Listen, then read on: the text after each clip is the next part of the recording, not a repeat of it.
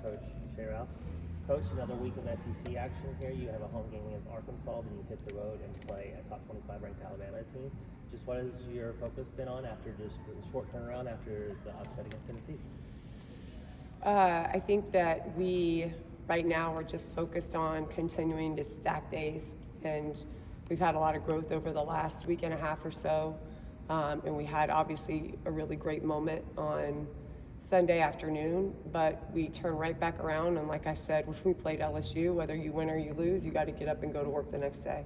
So today, after we were able to give them yesterday off, which is normal in the SEC season, today we got back to work, and we're preparing just like we have been doing for Thursday's game, and then we'll do this same for Sunday's game. So right now it's continuing to ride on the momentum of the win that we have, but also the growth that we have, and making sure that we keep out all the things that kind of get in our way on the path to doing that.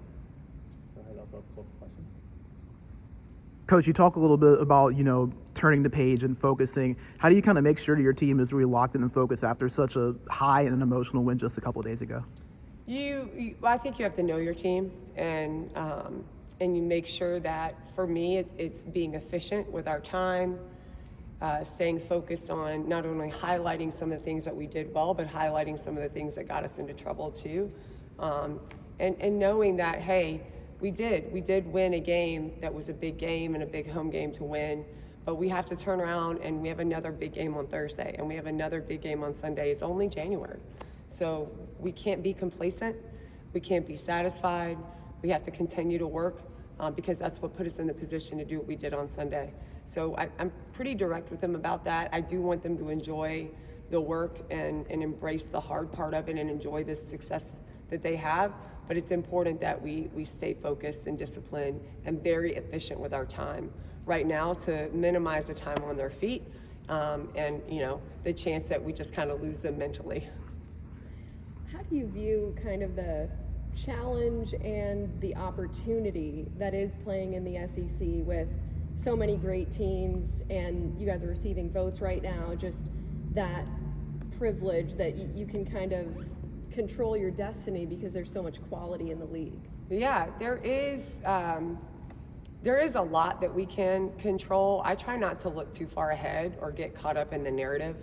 And I try to protect my team from that too, because the only thing we can control is how we show up every day and the work that we put in, the way that we prepare, the things that we're doing with our athletes off the court to make sure that they're ready mentally, physically, and emotionally. So I'm not big into getting caught up into that kind of stuff now, because I think it can distract you from what's really important. While I appreciate that we're in position to do that. Playing in the SEC, there's no better conference. And there's no better job to me than this one, and the opportunity we have in all different ways. So it's constantly about how do we handle success, how do we handle failure, how do we continue overcoming obstacles en route to maximizing our full potential as a team, knowing that we have this short window to do it. So we really try to stay focused on the day-to-day, and we talk about those things. Hey, let's eliminate the distractions. Let's eliminate the noise, and let's focus on what are the things we need to get better at, what are the things we have gotten better at, how do we continue to evolve in terms of individual greatness and team greatness so that we can be competitive in every single game we play for the rest of the season. Do you feel like the team proved something on Saturday or Sunday? If anything, I feel like they proved something to themselves. I think that we know and we have known that we're capable of that kind of victory, of that kind of performance, ebbs and flows of the game, and actually executing the things we needed to at the end of the game to win it. But in a way, I think it fostered some belief within them because we actually did it. And for a long time now, we've gotten close in games like that, especially in our conference, and we just haven't been able to get over the hump. So if anything, if you ask them, I think that they proved it to themselves. There was a lot of belief today in the locker room and film session, and practice was high energy. So I do think it sparked a little bit of a fire inside them, which is really cool to witness as their coach.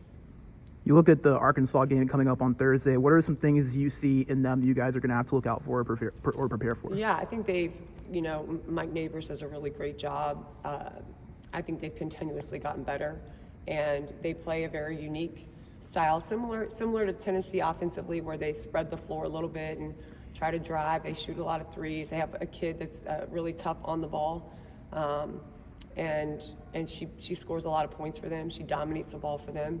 So it'll be another challenge defensively. But like any other game, we try to make sure that we prepare, but then we stick to our identity. Yeah, Mikayla Blakes, she's seen a lot of recognition, obviously nationally, over the last couple of days. I mean, how cool is that for her to have that moment and kind of get some of that praise, not just locally, but even on a national level now?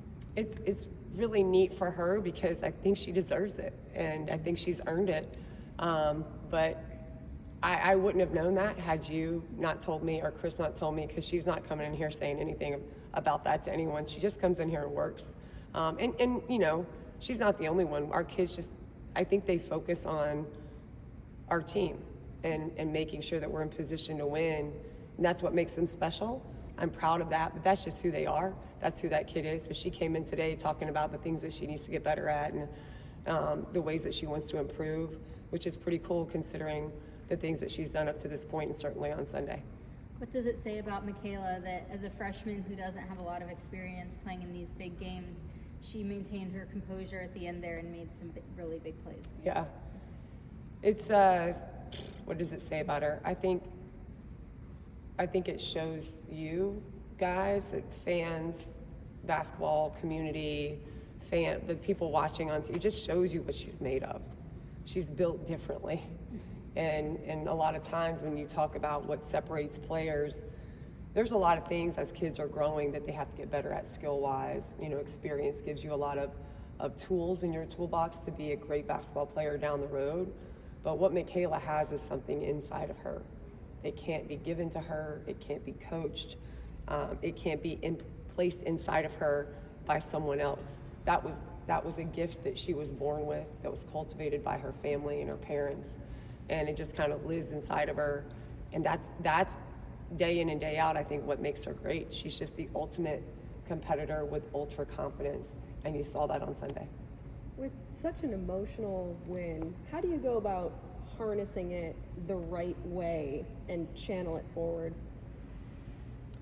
This game has a lot of highs and lows. Sports has a lot of highs and lows. So I just don't think you give it too much. You harness the feeling, you harness the preparation, you embrace the heart of where we were a week ago, and you talk about it with your kids. I'm not somebody that tries to sugarcoat things. We watch film, we talk about the good stuff, we talk about the bad stuff, or the things we need to improve.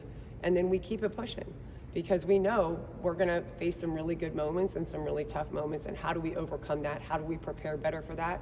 So we have longer stretches of great and shorter stretches of not so great, so that we feel like we're here, that our energy is high, that our production is high, that our efficiency is high, but that our results aren't this. And so in order to harness that, I think you address some of the things that makes it feel like it's up and down. And then you focus on, hey, let's every day, this is what we're gonna do. It's a day-to-day process. We don't get too far ahead, we don't look too far behind. And I think that's for this team at least, that seems to be a good recipe in terms of our growth.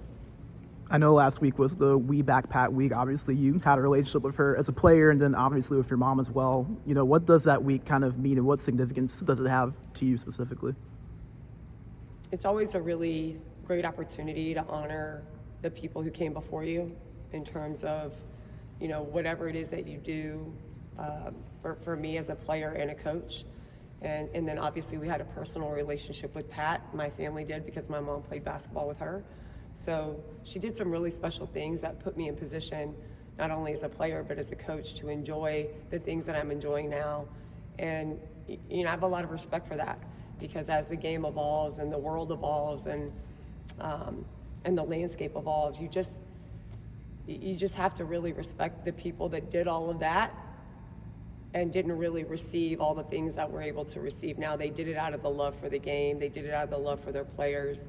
My mom still talks about how much fun she had when she was playing and how much she enjoyed Pat. So hopefully there will be a legacy that lives far beyond what Pat actually did, because her legacy is what she left inside of people in terms of how she treated them, how she helped them grow, and the ways that she changed our game so that we can all benefit from it now. You touched on it over the weekend. I don't know if you want to call it like a little renaissance for Vandy athletics this year. To be part of that, how does that drive you and your team? That's a good question. There's not a better time to be part of this university, this program. I think the way that it drives me is just to have respect for it every day. There's only so much I can control in my little universe, in my part of the Vanderbilt world over here. And we try to do a really good job of recruiting the right kind of people and players into our program that can be impactful on and off the court. I've tried to do the same with my staff, but then I work for who I work for, right, in terms of our administration and Candace Story-Lee and Chancellor Diermeyer.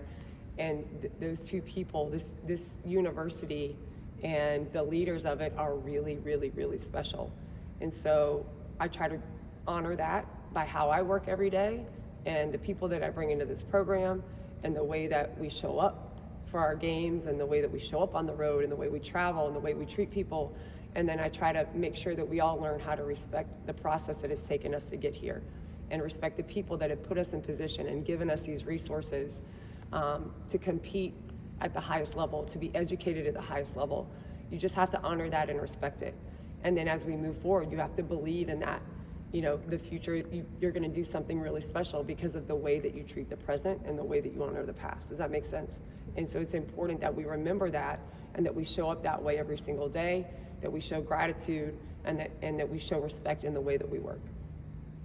All right, Coach, we appreciate your time. Best of luck on Thursday against Razorbacks. Thank you. Good to see you guys.